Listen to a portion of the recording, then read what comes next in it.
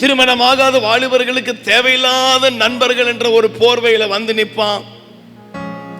பிள்ளைகளுடைய வாழ்க்கையில ஏதோ ஒரு அருவருப்பான காரியம், எது மாமிசத்தை ஜெயிக்க எத்தனமா இருக்கோ அதுதான் பிசாசு கொண்டு வருவான். ஆனா நான் இன்றைக்கு சொல்றேன், நீங்க ஆவிக்குரியவர்களா வாழணும்னா, ஆவிக்குரியவைகளை நிதானிக்கணும்னா பரிசுத்த ஆவியானவருடைய ஒத்தாசையோடு தான் நீங்களும் நானும் வாழணும்.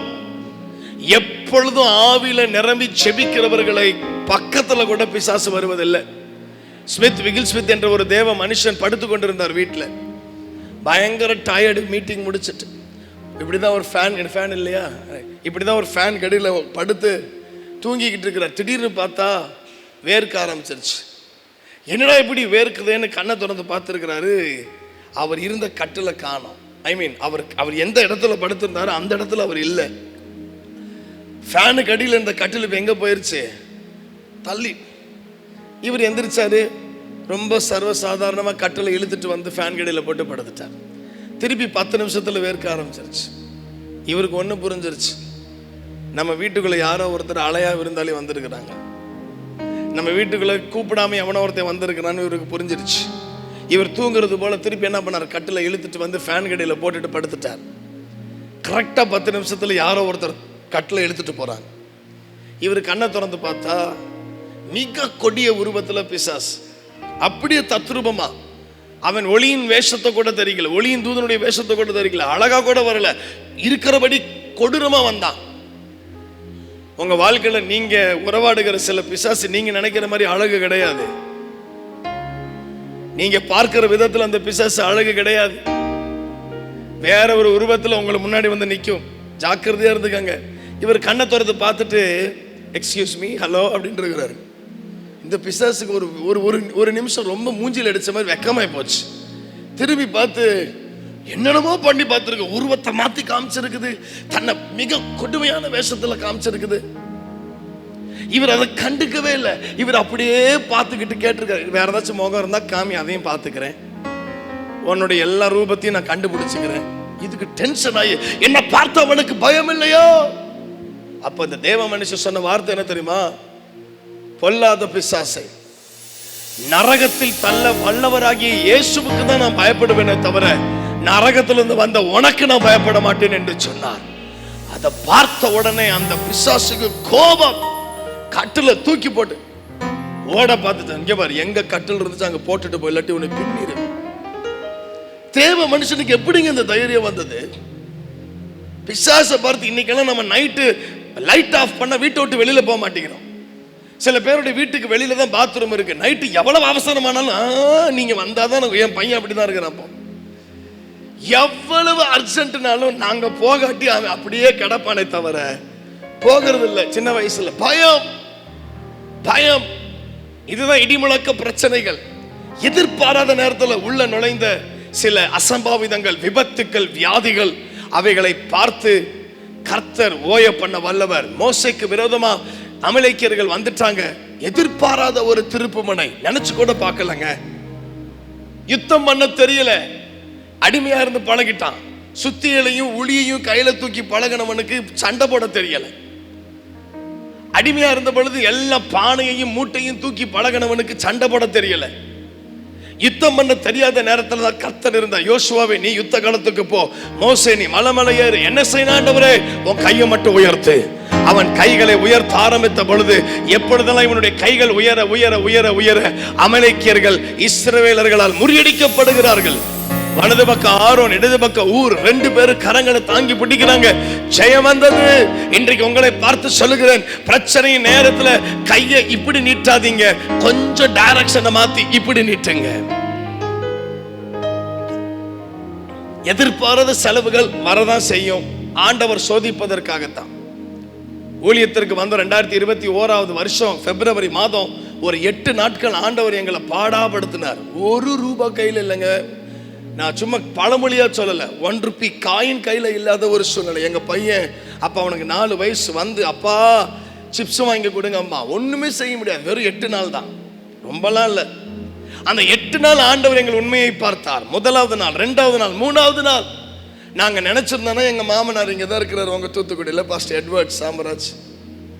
எங்க மாமாட்ட ஒரு வார்த்தை, மாமா கஷ்டமா இருக்குன்னு சொன்னா, எங்க மாமா, ஐயோ அவர் கொடுக்கறதுல அந்த மனுஷன் மாதிரி நான் யாரும் இந்த உலகத்துல பார்த்ததில்லை, அவரை குறித்து எல்லாரும் சாட்சி சொல்லுவாங்க. ஒரு வார்த்தை கேட்டிருந்தா எங்க மாமா கொடுத்துருப்பாங்களா இல்லையா?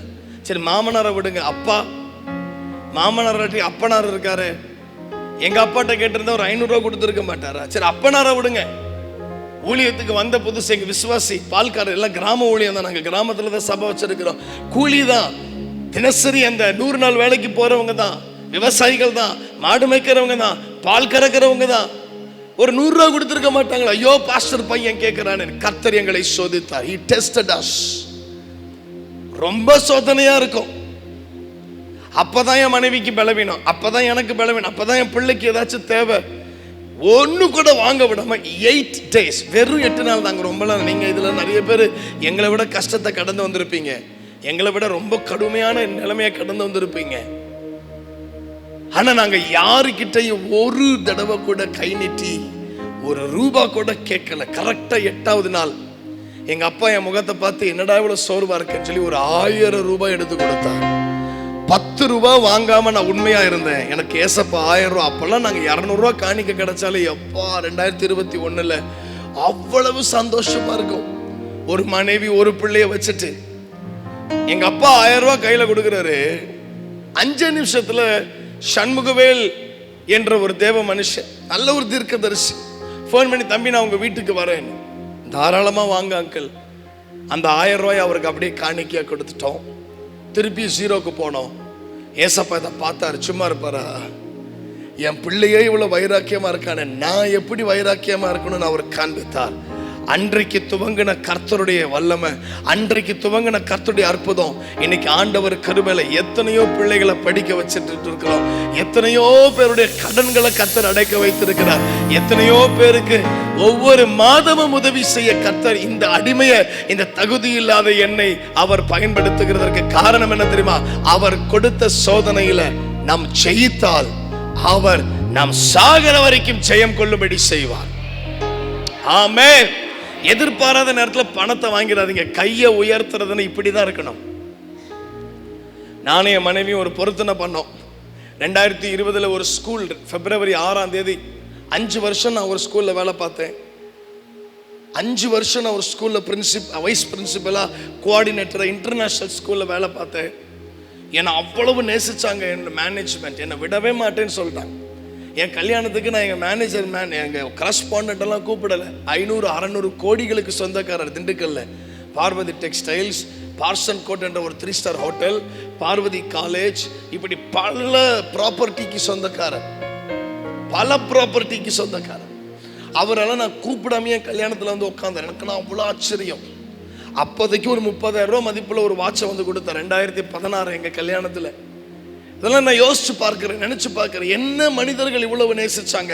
இப்படிப்பட்ட ஸ்கூல்ல இருந்து என்னை துரத்துவதற்கு 1% கூட எங்க ஓனருடைய மகன் கல்யாணத்தை கூட நின்று நடத்த வச்சாங்க, காம்பேரிங் பண்ண வச்சாங்க. அதையெல்லாம் பார்க்கும் பொழுது எல்லாரும் சொன்னாங்க, இந்த பில்டிங்கே இடிஞ்சாலும் எல்வின் இந்த இடத்த விட்டு என்ன செய்ய மாட்டாங்க, தூக்க மாட்டாங்கன்னு. என்னைக்கு மனுஷங்க இப்படி பேசுறாங்களோ, எந்த கம்பெனியில உங்களை பார்த்து இனி உனக்கு இந்த கம்பெனியில தான் நிரந்தரம்னு சொல்றாங்களோ, அன்னோட கதை நம்மளுக்கு முடிஞ்சிச்சுன்னு வச்சுக்க. உன்னைய போய் யாராச்சும் தூக்குவாங்களா? என்னைய தண்டா தூக்குவாங்க. என்ன யார் பிள்ளை? இந்த கம்பெனி பிள்ளையோ ஸ்கூல் பிள்ளையோ கிடையாது, நான் இயேசுவ பிள்ளை. அவருடைய ஊழியத்திற்கு ஏற்கனவே அழைக்கப்பட்டிருக்கிறேன். என்னுடைய பர்சனல் நம்பிக்கை என்ன தெரியுமா? இங்க உட்கார்ந்து இருக்கிற அத்தனை பேர் மேலேயும் ஆண்டவர் அழைப்பு வச்சிருக்கிறார். இன்னைக்கு 1,00,000 ரூபாய் மதிப்புள்ள 1,00,000 ரூபாய் சம்பளத்தை விட்டுட்டு வந்தாலும் கர்த்தர் உங்களை உருவாக்கி நடத்துவாரே தவிர உங்களை அனாதையா தெருவில் பிச்சை எடுக்க விட மாட்டார். பிச்சை எடுக்க விட மாட்டார். ஆண்டவரே, நான் அழைப்பு இல்லாம நான் வர முடியுமா? நான் சொல்றேங்க, ஊழியத்திற்கு ஆண்டவருடைய பணிக்கு நீங்க வந்துட்டாலே அது எப்பேற்பட்ட பணியா இருந்தாலும் சரி உங்களை ஆண்டவர் நடத்துவார். இது உண்மை. எசேக்கியேல் பிரான்சிஸ் அண்ணன் அடிக்கடி சொல்லுவாங்க, எல்லாத்துக்கும் பெர்மிஷன் கேட்கலாம், ஊழியத்துக்கு நீ பெர்மிஷனே கேட்க தேவையில்லை. ஆண்டவர்கிட்ட போய் யார்கிட்டயாச்சும் இயேசு ஒன்று நேசிக்கிறான்னு சொன்னாலே முடிஞ்சு போச்சு. பரலோகமே கொண்டாடும். ஒரு பாவி ரட்சிக்கப்படுகிறது நிமித்தம் பரலோகமே குதிச்சு கொண்டாடுது. அந்த ஒரு கொண்டாட்டத்துக்கு நீங்க காரணமா இருந்தீங்கன்னா உங்களை திண்டாட விடுவாரா? உங்க குடும்பத்தையே கொண்டாட்டத்துக்குள்ள கொண்டுட்டு போயிடுவாரு. ஆமென். அப்போ நான் ஸ்கூலை விட்டு வெளியில வந்து துரத்துட்டேன். துரத்தும் பொழுது எப்படி தான் துரத்துனது? எனக்கு ஓனர் 10 நாள்ல உன்னை வெட்டி கொள்றேன்னு இல்லை பாரு. சம்பந்தம் இல்லாத பிரச்சனை. எங்க துரத்த மாட்டாங்கன்னு நினைச்சாங்களோ அதே மேனேஜ்மெண்ட் கொலை பண்ணிடுவேன்னு துரத்துனார். எதுக்கு? இல்லாத ஒரு பிரச்சனை. நான் உள்ள ஸ்கூலுக்குள்ள சேரும் பொழுது 600 ரூபாய் ஸ்டூடெண்ட். 5 வருஷத்துல இல்லை 3 வருஷத்துல ஆண்டவர் கிருபையில என்னை கர்த்தர் பயன்படுத்தினதுனால அந்த ஸ்கூலுடைய ஸ்ட்ரென்த்து பல மடங்கா உயர்ந்தது. நான் பேரண்ட் எல்லாம் கூப்பிட்டு நான் எல்லா பெற்றோர்கள் கிட்ட நான் பேசி அவங்களெல்லாம் ஒரு தனி ஸ்கூலை நடத்துறதுக்கு நான் கூட்டிட்டு போங்க நினைச்சேன். நான் எத்தனை வயசுல? 28 வயசுல இவ்வளவு பெரிய என்ன நம்புறாங்க பாருங்க. நமக்குள்ள அவ்வளவு சரக்கு இருந்திருக்கப்போ இல்லாததை இருக்கிறது போல மனுஷங்க அழைச்சு அவ்வளவு பெரிய பிரச்சனை பண்ண நான் அமைதியா இருந்தேன். கழுத்தை பிடிச்சு வெளியில தள்ளுனாங்க. அப்பதான் வார்த்தையை நினைச்சு பார்க்கிறேன்.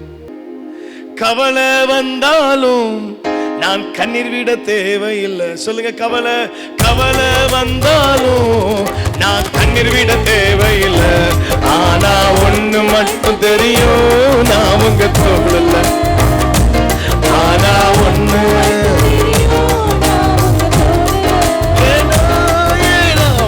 மட்டும் தெரியும், நான் உங்க தோழல. ஆனா ஒண்ணு மட்டும் தெரியும், நான் அப்பாவின் தோழல. ஆமென். கையை உயர்த்திருங்க. அவ்வளவுதான். எந்த சூழ்நிலையிலையும் அப்படியே அப்பான்னு கையை உயர்த்திட்டு யாதான்னு சொல்லுவாங்க. எபிரேய பாஷையில யாதா அப்படின்னா கரங்களை விரித்து தேவனை நோக்கி ஆராதித்தார். என்னைக்கெல்லாம் நீங்க கையை உயர்த்துறீங்களோ அன்னைக்கெல்லாம் என்ன அர்த்தம்னா என்னால ஒண்ணும் முடியாது. அவ்வளவுதான்ப்பா, என்னால ஒண்ணும் முடியாது.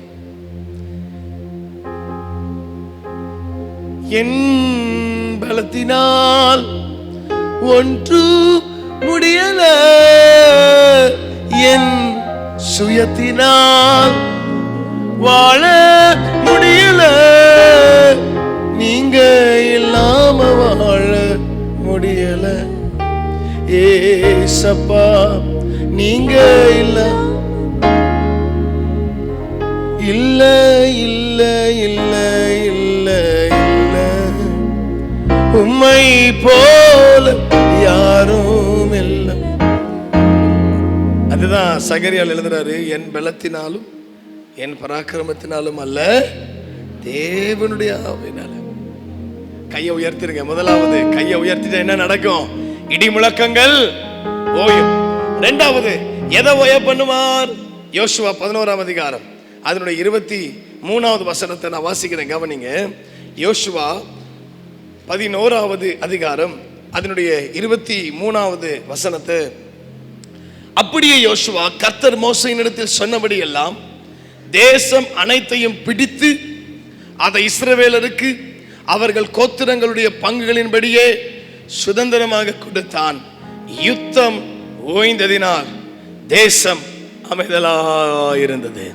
இரண்டாவது, அவர் எதை ஓய பண்ணுவார், எதை பார்த்து அதட்டுவார் அப்படின்னா, சில யுத்தங்கள், நீங்க போடுகிற சில யுத்தங்கள், நிலத்துக்காக நீங்க செய்யற சில யுத்தம், சொத்துக்காக நீங்க செய்யற சில யுத்தம், பிள்ளைகளுடைய சரீரத்தில் எப்படியாச்சும் ஒரு சுகம் கிடைச்சிடணும்னு நீங்க செய்யற யுத்தங்கள், நீங்கள் படுகிற பாடுகள், நீங்கள் செய்கிற போராட்டங்கள் கர்த்தர் ஓய பண்ணுவார். கர்த்தர் ஓய பண்ணுவார். வேதம் சொல்லுகிறது, நீங்கள் சும்மா இருந்து நானே தேவன் என்று அறிந்து கொள்ளுங்கள், யுத்தம் கர்த்தருடையது. யுத்தம் கர்த்தருடையது. நீங்க அவசரப்பட்டு ஏதோ ஒரு வார்த்தையை பேசி வாழ்நாள் முழுவதும் அழுகிறதற்கு பேசாமலே இருங்க. யோசுவாவை பார்த்து கர்த்தர் சொல்றாரு, எரிகோவை போய் சுத்து. முதல்ல கடக்க முடியாத சிவந்த சமுத்திரம். அந்த சிவந்த சமுத்திரம் பார்த்தீங்கன்னா பெரிய பிரச்சனை. ஆனால் அந்த பிரச்சனையில் ஆக்ரோஷம் இல்லை. சமுத்திரம் பெருசாக தானே இருக்கும், ஆனால் அது எது ஆக்ரோஷமாக இருந்துச்சா? அதை பார்த்து கோலை உயர்த்து நறுமுடிஞ்சிருச்சு. ரெண்டாவது தடை யோர்தான் நதி. அது சின்ன பிரச்சனை, ஆனால் ஆக்ரோஷமாக வருது, வெள்ளம் புரண்டு வருது. அதை பார்த்து உன் குதிங்கால தூக்குனாரு, பிரச்சனை முடிஞ்சு போச்சு. மூணாவது பிரச்சனை எரிகோ கோட்டை. பார்க்கறதுக்கும் பெருசா இருக்கு, அது தண்ணி போல பிரச்சனை இல்லை, எல்லாம் கல்லு போல பிரச்சனை. அதை கையை உயர்த்தி காலை உயர்த்தி எல்லாம் உடைக்க முடியாது. ஆனா அதை பார்த்து என்னத்தமா சொல்ற, நீ கையையும் உயர்த்தாத காலையும் உயர்த்தாத, சத்தத்தை உயர்த்து, சத்தத்தை உயர்த்து. 6 நாள் வாய மூடு. சில நேரத்துல பெரிய பெரிய பிரச்சனை நீங்கணும்னா நீங்க கொஞ்சம் வாய மூடுனாலே போதும். ஒரு பழமொழி சொல்லுவாங்கல்ல, நுணலும் தன் வாயால் அப்படின்னு. என்ன அர்த்தம்? தவளை என்ன செய்யும் தெரியுமா? அது பாட்டுக்கு போய்கிட்டு இருக்கு, சும்மா இருக்க வேண்டியதானே. எனக்கொனன்னு கத்த. பக்கத்துல ஒரு பாம்பு போக என்னச்சு, இந்த பாம்பு இந்த தவளை, அண்ணே நான் இங்கதான் இருக்கேன் வந்து என்ன பண்ணுங்க சாப்பிட்டுட்டு போங்கன்னேன்னு சொல்ற மாதிரி அமைதியா இருந்திருந்தா கூட அந்த பாம்பு போயிருக்கும். அங்கிட்டு தான் ஒரு பிரச்சனை போகுது. அந்த பிரச்சனையை பார்த்தோன்னே தவளைக்கு நடுங்கி பயந்து ஐயோ அம்மா ஐயோ அம்மா ஐயோ அம்மான்னு அது கண்டுக்காம போன பாம்பு கூட திரும்பி பார்த்தோம் நீங்க தான் இருக்கியான்னு வந்து போட்டு தள்ளும். எங்கேயோ நடக்கிற பிரச்சனையை பார்த்து நீங்க அமைதியா இருந்துட்டாலே, சும்மா இருந்து ஆண்டவரை துதிக்க ஆரம்பிச்சிட்டாலே அந்த பிரச்சனை அது வழியா போயிடும். அது வழியா போக வேண்டிய பிரச்சனையை நீங்களே கூப்பிட்டு, ஐயோ இந்த தமிழ்ல இன்னொரு பழமொழி சொல்லுவாங்க, சும்மா இருக்கிற சங்க ஊதி கெடுத்தானா. இன்னைக்கு நிறைய கிறிஸ்தவர்களுடைய வாழ்க்கையில் என்ன நடக்குதுன்னா, நல்ல வாழ்க்கை போய்கிட்டு இருக்கவன் தேவையில்லாம ஒரு ரூட்டை உள்ள விட்டு, தேவையில்லாம ஒரு பிரச்சனையை இழுத்து, அந்த அம்மா பக்கத்து வீட்டில் நல்லா தான் இருக்கும், உங்களுக்கு பொறாமை. எதுக்கு தான் இந்த பொறாமை வந்து தொலையுதோ? இயேசுவின் நாமத்தில் எல்லா பொறாமையும் ஒளிந்து போகட்டும். ஆனா நம்ம பேசும்பொழுது எனக்கெல்லாம் அந்த சிஸ்டரை பார்த்து பொறாமை, சீச்சி எனக்காவது பொறாமையாவது. வாயில தான் வார்த்தை வரும், ஆனா உள்ளத்துக்குள்ள பார்த்தா ஐயோ கர்த்தாவே, அந்த பிள்ளைய கண்ணகியா இருந்தா எரிச்சே கொண்டுரும். மதுரையை எரிச்சது மாதிரி கண்ணில் கபாத்து புருஷனை ஒரு வழி பண்ணிருது. அதே மாதிரிதான் கணவன்மார்களும் சில நேரத்துல நம்ம கூட இருக்கிறவங்க உயர்றாங்கன்னு தெரிஞ்சிட்டா நம்ம கிட்ட நல்லா பேசுவாங்கங்க. யாரையோ பார்த்து ஆண்டவர் தீர்க்கமா சொல்றாரு, நீங்க வேலை பார்க்கிற இடத்துல உங்க வேலை பார்க்கிற இடத்துல சில நபரை குறித்து ரொம்ப ஜாக்கிரதையா இருந்துருங்க, ரொம்ப ரொம்ப ஜாக்கிரதையா இருந்துருங்க. பார்ப்பதற்கு நல்ல மனிதர்களை போல காணப்படுவாங்க, ஆனால் அவர்கள் உண்மையிலேயே நல்லவர்கள் அல்ல. சில யுத்தங்களை கர்த்தர் ஓய பண்ணுவார். ஒரு ஆமேன் சொல்ல கேட்கிறேன். ஆமேன் நல்லா சொல்லுங்களேன். எப்படிப்பட்ட யுத்தமா இருந்தாலும் கர்த்தர் கரத்துல கொடுத்துருங்க, அவர் உங்களுக்காக யுத்தம் பண்ணுவார். ஆமேன். 6 நாள் வாயை மூடிட்டு வா, 7வது நாள் 7 முறை சுத்து. அதுவும் 7வது முறை தான் என்ன பண்ணணும்? ஆர்ப்பரிக்கணும். ஆனா அந்த 7 நாளும் இன்னும் ஒரு காரியத்தை செய்ய சொன்ன. நீங்க யோசுவா 6ல வாசிச்சு பாருங்களேன், எக்காலங்களை மாத்திரம் ஊதணும். 7 நாளும் எக்கால சத்தம் கேட்டுச்சு, ஆனா மனுஷனுடைய வாயின் வார்த்தையின் சத்தம் கேட்கல. இதுக்கு ஆவிக்குரிய அர்த்தம் என்ன தெரியுமா? எக்காலம் எதை குறிக்குதுன்னா அந்நிய பாஷையை குறிக்கிறது, ஆவிக்குரிய அனுபவத்தை குறிக்கிறது.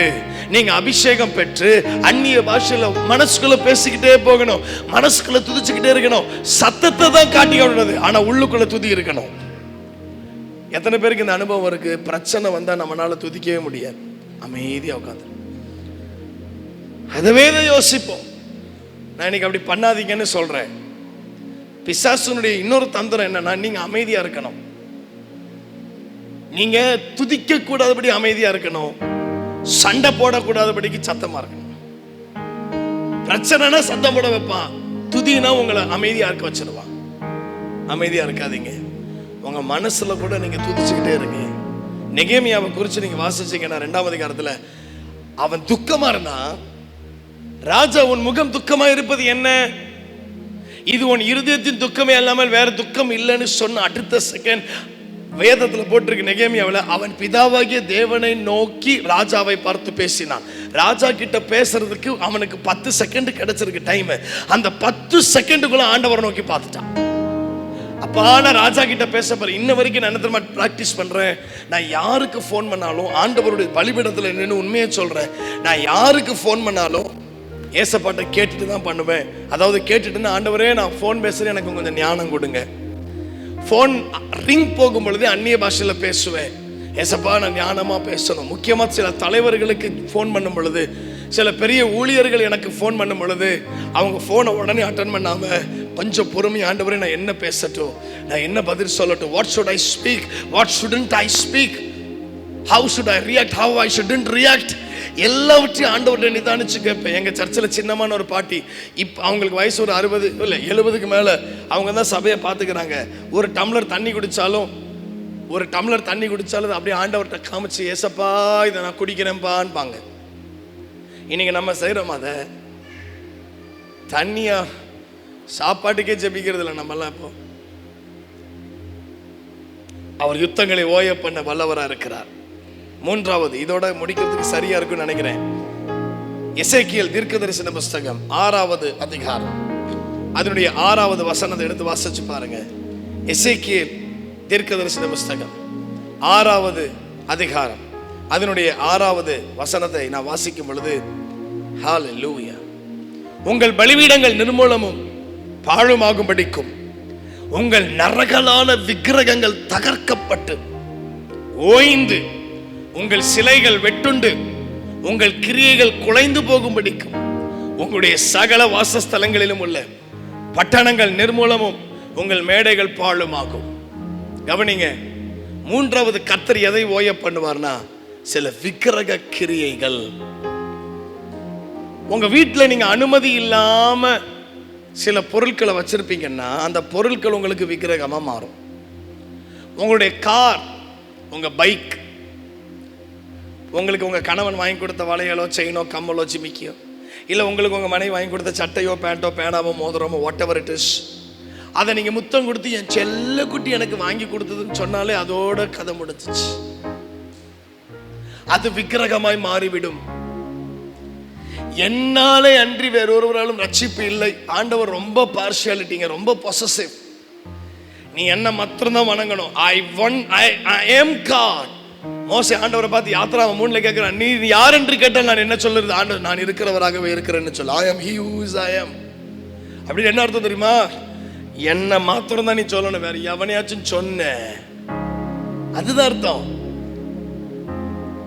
சில ரதங்கள் 27 சங்கீதம், சில ரதங்களை குறித்தும் சில குதிரைகளை குறித்தும் மேன்மை பாராட்டினார்கள். நாங்களோ ஜீவனுள்ள தேவனை குறித்து மேன்மை பாராட்டினோம். அவர்கள் முறிந்து விழுந்தார்கள், நாங்களோ எழுந்து நிமிர்ந்து நிற்கிறோம். யார் நிற்க முடியும்? ஆண்டவர் மேன்மை பாராட்டுகிறவர்கள். கலாத்தியர்ல பவுல் எழுதுறாரு, சிலுவையை பற்றியே அல்லாமல் வேறொன்றை குறித்து நாங்கள் மேன்மை பாராட்டுவதில்லை. ஏன்? வேற யாரை நான் பெருமைப்படுத்தினாலும், வேற யாரை நான் ரொம்ப புகழ்ந்தாலும், வேற யாரை நான் உயர்த்தினாலும் ஆண்டவர் துக்கப்படுவார். எங்க சர்ச்சில் யாராச்சும் ஊழியக்காரங்க வரும்பொழுது நான் ரொம்ப பயங்கரமா இன்ட்ரோடக்ஷன் கொடுத்து அவங்கள மேடல் ஏற்றுவேன். இதை பொற்செல்வன் ஆசிரியர் ஐயா பார்த்துக்கிட்டே இருந்திருக்கிறாரு, தெரியும் தானே? கிருபையின் ஊழியங்கள். என்ன ஒரு நாள் கூட்டு, தம்பி ஓவரா புகழாத, ஆண்டவனை பின்னிரு வரன்ட்டார். அதோட நிப்பாட்டினவன் தான். யாரு மேடைக்கு வந்தாலும் இப்பொழுது தேவ மனுஷர். போன 2 வாரத்துக்கு முன்னாடி வெஸ்லி மேக்ஸ்வெல் ஐயா வந்திருக்கிறாங்க. நான் உடனே அவருக்கு நான் சும்மா தான் உட்காந்து, எங்க மாமா கூப்பிட்டு இப்பொழுது என் மருமகன் அறிமுகப்படுத்துவார்கள். என்ன செஞ்சது, மைக்கை வாங்கி எக்ஸ்ட்ராவா அறிமுகப்படுத்திட்டேன். அதுக்கு எனக்கு விழுந்த டோஸ் எனக்கு தான் தெரியும். சில ரகசியமான அடிகளுக்கு நாம் பொறுப்பேற்க முடியாது. சில நேரத்தில் ஆண்டவர், எங்க அப்பா அடிக்கடி சொல்லுவார், ஏசப்பா அடிச்சார்னா கொடுமையா இருக்கும், ஆனா வலிக்காது, கண்ணில் மட்டும் தண்ணி வந்துகிட்டே இருக்கும்.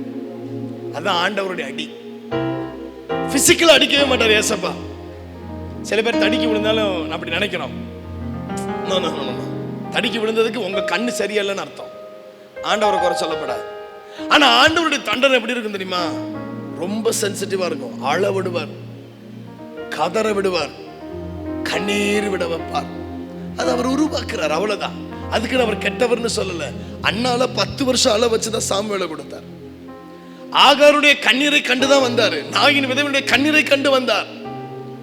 அதனாலதான் சங்கீதக்காரன் எழுதுறான், கண்ணீரை துருத்தியில வச்சிருக்கிற. ஏன் துருத்தியில வைக்கணும்? கண்ணீரே வராதபடிக்கு ஆண்டவர் செய்யலாமே. அப்படி ஆண்டவர் செய்கிறவர் அல்ல. சில பிரச்சனைகள், சில போராட்டங்கள், சில கண்ணீர் ஆண்டவர் அனுமதிப்பாங்க. ஆனா அதை கடைசி வரைக்கும் அனுமதிக்க மாட்டாங்க. உங்களை உருவாக்கின பிறகு அந்த கண்ணீருக்கெல்லாம் பதில கொடுத்து எல்லாருக்கும் முன்பாக உங்களை பெருமைப்படுத்த நிற்பார். எல்லாருக்கும் முன்பாக உங்க தலையை உயர்த்துவார். எல்லாருக்கும் முன்பாக உங்களை கனப்படுத்த வல்லவர். ஆமென். விக்கிரக கிரியை. யாராச்சும் கிஃப்ட் கொடுத்தாங்கன்னா ரொம்ப ஜாக்கிரதையா இருங்க. எங்க கல்யாணத்துக்கு இந்த ஒரு பொண்ணு ஒரு பையனும் அப்படி கை பிடிச்சி சுத்துற மாதிரி, இவர் ஃபுல்லா ஷூட் போட்டிருப்பாரு, அவங்க பெண்மணி அம்மா ஃபுல்லா கவுன் போட்டிருப்பாங்க. பெரிய பெரிய சிலைகள். நினைச்சாடா பாவி, இது வாங்குறதுக்கு ஒரு குக்கர் வாங்கி கொடுத்துருக்கலாம். தயவு செஞ்சு கல்யாணத்துக்கு கிஃப்ட் பண்ணா சிலை, இலை இதெல்லாம் தயவு செஞ்சு வாங்கி கொடுக்காதீங்க. போய் ஷோகேஸ்ல வைக்கிற மாதிரி என்ன பிரயோஜனம்? ஏதாச்சும் வாங்கி கொடுங்க. என்னது, தோசை பேன் வாங்கி கொடுங்க, இல்லாட்டி அட்லீஸ்ட் டஸ்ட் பேனாச்சும் வாங்கி கொடுங்க. பூந்தொட்டி வாங்கி கொடுக்காட்டி கூட குப்பை தொட்டினாச்சும் வாங்கி கொடுங்க. 2 பேரும் கொட்டி கொட்டி தீக்கட்டும். ஆனா சில பேரெல்லாம் ஷோகேஸ்ல வைக்கிறதுக்கு ஒரு சின்ன கண்ணாடி டப்பா 30 ரூபாய்க்கு கடையில் வாங்கியிருப்பான். உள்ள வெள்ளம் அந்த கலரு தெர்மாக்கோல் உருண்டை கிடக்கும். அதுக்குள்ள 2 பேர் இப்படி நிற்கும். கொஞ்சம் பிரயோஜனமானது அடுத்தவங்களுக்கு. இப்படிப்பட்ட காரியங்கள் வீட்டுக்குள்ள வந்தாலும் ஜாக்கிரதையா இருங்க. ராகேல் அவ்வளவு யாக்கோபு நேசிச்சா. லேயால கல்யாணம் பண்ணதுனால வருத்தப்பட்ட. ஆனாலும் ராகேலுக்காக 7 வருஷம் வேலை பார்த்து கல்யாணம் பண்ணா. என்ன நடந்துச்சு தெரியுமா? லாபானை விட்டுட்டு யாக்கோபு ராகேலும் லேயாலும் வரும்பொழுது வெறும் கையாய் கடந்து போனவன 2 பரிவாரங்களோட அனுப்புறாரு. அவங்க அப்பா துரத்துக்கிட்டு வராரு. எதுக்கு துரத்துறாருன்னா, வீட்டில் இருந்த ஒரு சிலையை காணோம். எங்கடான்னு பார்த்தா இந்த ராகேல் அம்மா தான் கூடாரத்துக்குள்ள போய் அதை குழி தோண்டி அதை உள்ள போட்டு அதை அடைச்சு அது மேல சம்முன்னு உட்காந்துருச்சு. அவங்க அப்பா கேட்டா, அப்பா எனக்கு உடம்பு முடியல, ஐ எம் சோ சிக். போய் என்னாச்சு தெரியுமா? அத்தனை பிள்ளைகளும் லேயாலும் ஆசீர்வாதமான தேசத்துக்குள்ள போனாங்க. ராகேல் போற வழியிலே ஆள் அவுட்டு. தான் பிள்ளைகளுடைய ஆசீர்வாதத்தை பார்க்க முடியல. ஆண்டவர் தூக்கிட்டார் ராகேல. ஏன்? விக்கிரக ஒரு சில பிரச்சனை. எரிகோவை ஜெயிச்சுட்டாங்க. ஆகி பட்டணத்துக்கு கூட தோத்து போறாங்க யோசுவாவும் டீமும். என்னடான்னு கேட்டா, ஆகான்னு ஒருத்தன் சாபத்தீடான பாபிலோனிய சால்வே எடுத்துட்டு போய் கூடாரத்துக்குள்ள வச்சுட்டான். கொள்ளையடிக்க தான் சொன்னான். பொண்ணு வெள்ளியும் பரிசுத்தம். ஒரு சால்வியை கொண்டு வந்து உள்ள வச்சது பிரச்சனை. இதெல்லாம் நான் ஏன் சொல்றேன்னு உங்களுக்கு புரியுதா இல்லையான்னு தெரியல. நான் சொல்ல வேண்டியதை சொல்லிட்டு போயிடுறேன். வீட்டுக்குள்ள போட்டோ ஃப்ரேம் இருந்தாலும் பிரச்சனை. இது ஒரு பிரபுடோ ஆவிக்குரிய ரீதியில நாங்க அனுபவிச்சிருக்கிறோம். we deal with the spirit. நாங்க சில ஆவிகளோடு டீல் பண்ணுகிற பழக்கம். ஆவியானவர் எங்களோடு கூட இருக்கிறதுனால உங்க வீட்டுல மரித்தவர்களுடைய சிலைக்கு மாலை போடுவது கூட பிரச்சனையாக முடியும். I am so sorry to tell you this. நான் சொல்லணும், நீங்க கேட்டா okay, கேட்கலனா that's not my problem. ஆனா உண்மையின்படி ஆண்டவரை நீங்க மகிமைப்படுத்துகிற இடத்துல அதுக்கு அவருக்கு ஒரு போட்டோ போட்டு மாலையை போட்டுறாதீங்க. எல்லார் வீட்லயும் ஏசப்பா போட்டோ பெருசா இருக்கு, அதுக்கு ஒரு மாலை. அப்படி அவர் அங்கிருந்து பார்ப்பார், பாவிகளை எனக்கு டெய்லி ஆனிவர்சரி கொண்டாடுறானுங்க. என்ன ஆனிவர்சரி? Death anniversary. சில நேரத்துல மரித்தவர்களுடைய போட்டோக்கு முன்னாடி நின்று நீங்க அப்படி கையெடுத்தோ, நீங்கெல்லாம் பண்ண மாட்டீங்க. நான் பண்றவங்களை குறித்து சொல்றேன். எனக்கு ஒரு தேவ மனிதர் கற்றுக் கொடுத்தார். இப்படி நின்று போட்டோ முன்னாடி நின்று நம்ம அப்படி எங்கள் தாத்தாவோ எங்கள் பாட்டியோ அப்பான்னு கரெக்டாக கல்ற தினத்தை அன்னைக்கு, கல்ற நாள் அன்னைக்கு அவங்க ஃபோட்டோக்கு முன்னாடி நின்று இப்படி நீங்கள் வணக்கம் போட்டிங்கன்னா என்ன அர்த்தம்னா, ஊரில் போகிற அத்தனை பேயையும் நீங்கள் வீட்டுக்குள்ளே கூட்டிகிட்டு வரீங்கன்னு அர்த்தம். ரொம்ப ஆச்சரியமா இருந்துச்சு. வீட்டுக்குள்ள சண்டைக்கு மேல சண்டை, பிரச்சனையின் மேல பிரச்சனை. என்னன்னு கேட்டா வீட்டுக்குள்ள போய் பார்த்தா தாத்தா முப்பாட்டி கொள்ளு தாத்தா அத்தனை போட்டோ, எல்லாத்துக்கும் அழகான மாலை, எல்லாத்துக்கும் பக்கத்துல ஒரு கேண்டில் வேற. நோ நோ நோ நோ, இதை நீங்க ரொம்ப சீரியஸ் எடுக்கணும். It is very serious. ஆவிக்குரிய ரீதியில உங்களுடைய கண்ணோட்டம் வித்தியாசமா இருக்கணும். நம்ம பார்க்கிற விதத்துல பிசாசு பார்க்கிறது இல்லை.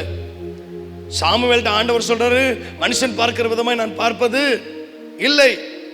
ஆனா அதே நேரத்தில் ஸ்பிரிச்சுவல் ஐசைட்டும் இன்சைட்டும் ரொம்ப ரொம்ப அவசியமா இருக்கு. விக்கிரக கிரியைகளை கர்த்தரால் என்ன செய்ய முடியும்? ஓய பண்ண முடியும். இன்னைக்கே வீட்டுக்கு போயிட்டு சில காரியத்தை நிதானிச்சு பாருங்க. ஏதாச்சும் யாராச்சும் கொடுத்தது உள்ள இருக்கா? சிலருடைய வாழ்க்கையில சில நன்மையே நடக்காதுங்க. ரொம்ப பண விஷயத்துல டைட்டா போகும், பண விஷயத்துல ரொம்ப அப்படி இறுக்கி பிடிச்சது மாதிரி போகும். என்னன்னு பார்த்தா வீட்டுக்குள்ள இருக்கிற சில கிரியைகள். ஓகே, விக்கிரகம் இது வந்து பிசிக்கல், ஆவிக்குரிய விஷயத்துல இருக்கு. நீங்க சினிமா பார்த்துட்டோம், நீங்க ஏதாச்சும் ஒரு சீரியல்ல பார்த்துட்டோம், நீங்க வீட்டுக்குள்ள இருந்தீங்கன்னா நான் சொல்றேன், பிசாசுக்கு இரும்பு கேட்டு, பிசாசுக்கு இரும்பு ஜன்னல் எல்லாம் ஒரு பொருட்டே இல்லை. ஆவிக்குரிய மண்டலத்துல இந்த கட்டடமே தெரியாது ஆண்டவருக்கு. இப்ப பரலோகத்திலிருந்து இந்த ஆறுதலின் சபையா, ரைட், இந்த ஆறுதலின் இயேசு பேராலயத்தை பரலோகம் எப்படி பார்க்கும் தெரியுமா? இந்த ஸ்டேஜ், இந்த புல்பிட், இந்த மைக் எதையுமே பார்க்காது. என் சரீரத்தை பார்க்காது, என் உள்ளத்தை தான் பார்க்கும். இன்னைக்கு உங்களுடைய இருதயம் தான் பரலோகத்துல காணப்படும். நீங்க எவ்வளவு காஸ்ட்லியா ட்ரெஸ் போட்டுட்டு ஆண்டவர் அதை பார்க்கவே மாட்டார். நீங்க 1.5 முழம் 2 முழம் 3 முழத்துக்கு தலையில வச்சிருந்தாலும் ஆண்டவர் பார்க்க மாட்டார். See, this is true. என்ன பார்ப்பார்னா உங்க இருதயத்தை தான் பார்ப்பார். நீங்க எப்படி ஆராதிக்கிறீங்க? இன்னைக்கு கூட செய்தியை கேட்டு கொண்டிருக்கிற ஜனம் எந்த மனநிலையோட கேட்குதுன்னு ஆண்டவருக்கு நல்லா தெரியும். எந்த கண்ணோட்டத்தோடு இந்த செய்தியை கேட்டுக்கிட்டு இருக்கிறான் என்று ஆண்டவருக்கு நல்லா தெரியும். ஆமென், ஒரு ஆமென் சொல்ல கேட்கிறேன். இன்னைக்கு விக்கிரக கிரியைகள் எல்லாம் ஓயட்டும். சில விக்கிரக கிரியைகள் வரும் பொழுது சாபம் உண்டாகும், சாபம் வந்தா மரணம் உண்டாகும். இன்னைக்கு இங்க உட்கார்ந்து இருக்கிற எல்லாரையும் பார்த்து இயேசுவின் நாமத்தில் சொல்லுகிறேன், உங்களுக்கு விரோதமாக எழும்பியிருக்கிற எல்லா விக்கிரக கிரியைகள் சாபங்கள் எல்லாம் உடைக்கப்படுவதாக இயேசுவின் இயேசு கிறிஸ்துவின் நாமத்தில். உங்களை முன்னேற விடாதபடிக்கு, ஆசீர்வாதிக்க கூடாதபடிக்கு, பொருளாதாரத்தில் தடையை கொண்டு வந்து சரீரத்தில் பலவீனத்தை கொண்டு வருகிற எல்லா பொல்லாத பிசாசின் கிரியைகள் இயேசுவின் நாமத்தில் இப்பொழுது Lord, we rebuke it in the name of Jesus. எந்த தடையா இருந்தாலும் இன்னைக்கு அந்த தடைகள் எல்லாம் உடையட்டும்னு நான் சொல்லி ஜெபிக்கிறேன் இயேசுவின் நாமத்தில். 3 நிலை பிரச்சனைகளை பார்த்தோம். சிவந்த சமுத்திரம், யோர்தான், எரிகோ. ஆண்டவர் எல்லா தடைகளையும் உடைத்து உங்களை கடக்க பண்ணுவார். ஆமென். நீங்க கிராஸ் பண்ணி போவீங்க. எந்த பிரச்சனையிலையும் ஆண்டவர் உங்களை நிற்க வைத்து அப்படியே கைவிடுகிறவர் அல்ல.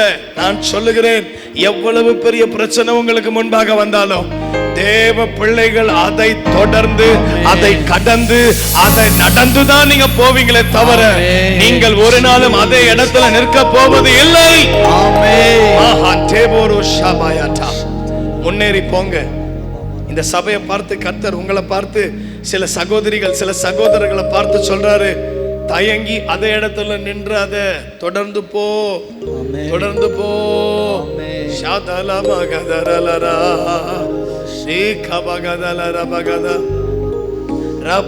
வளைகள் கிளியத்தக்க, படகுகள் அமிழத்தக்க, கூட்டாளிக்கு கொடுக்கத்தக்க மீன்கள் காண்பேன். ஒரு மனமாய் உற்சாகமாய் வளைகள் வீசுவோ, ஊரெங்கும் நாடெங்கும் நற்செய்தி சொல்வோ. ஆழ கடலிலே அதிகமாய், என்ன அர்த்தம்னா அலைகள் மத்தியிலையும் நான் கடந்து போவேன். எவ்வளவு பெரிய அலைகள் வந்தாலும் எனக்கு பரவாயில்லன்னு எத்தனை பேர் சொல்ல முடியும்? எந்த பிரச்சனை வந்தாலும் இனி என்னை எதுவும் தடுத்து நிறுத்த முடியாது. Nothing can hold me back. இயேசு என்னை நடத்தி செல்வார். ஆமென். இயேசு என்னை நடத்தி செல்வார். ஆமென். ஆண்டவர் எல்லா இடி முழக்கங்கள் ஓயட்டும், ஆமென். யுத்தங்கள் ஓயட்டும், ஆமென். விக்கிரக கிரியைகள் ஓயட்டும். ஆமென். சங்கீதம் 37 வாசிக்கிற கொடிய பலவந்தமான துன்மார்க்கன் ஓயட்டும். ஆமென். மனிதர்களுடைய பகை பொறாமை ஓயட்டும். ஆமென். மனுஷனுடைய யோசனைகள் ஓயட்டும். ஆமென். கடைசியா 2 கொரிந்தியர் 5:17 நாங்க இதெல்லாம் தியானிக்கணும்னு நினைச்ச முடியல. பழையவைகள் எல்லாம் ஒளிந்து போகட்டும். ஆமென். எல்லாம் புதுசாகட்டும். பழைய புளித்தம்மா, பழைய வாழ்க்கை, பழைய உறவு, பழைய யோசனை, பழைய நண்பன் ஆமென். வேண்டாம். எதுவும் வேண்டாம், எனக்கு எதுவும் வேண்டாம். நீங்க மாத்திரம் போதும் ஆண்டவரே. இயேசுவின் நாமத்தில் எங்களை தாழ்த்துகிறோம், எங்களை ஒப்பு கொடுக்கிறோம், எங்களை உங்க கரத்துல அர்ப்பணிக்கிறோம். பெரிய காரியங்களை செய்யும் இயேசுவின் நாமத்தில் பிதாவே, ஆமென். நாம் எல்லாரும் சேர்ந்து சொல்லுவோமா? என் ஆத்துமாவே கர்த்தரை ஸ்தோத்திரி, என் முழு உள்ளமே அவருடைய பரிசுத்த நாமத்தை ஸ்தோத்திரி. என் ஆத்துமாவே கர்த்தரை ஸ்தோத்திரி, கர்த்தர் செய்த சகல உபகாரங்களையும் மறவா. பிதாவாகிய தேவனுடைய அன்பும் ஆண்டவராகிய இயேசு கிறிஸ்துவினுடைய கிருபையும் பரிசுத்த ஆவியானுடைய அந்யோன்யமும் ஐக்கியமும் சமாதானமும் சந்தோஷமும் இப்பொழுதும் எப்பொழுதும் சதா காலமும் உங்களோடு, உங்கள் குடும்பத்தோடு, இந்த சபையோடு, இந்த ஊழியத்தோடு, அடியனோடு கூட இருப்பதாக. ஆமென். God bless you. கர்த்தர் உங்களை ஆசீர்வதிப்பார்.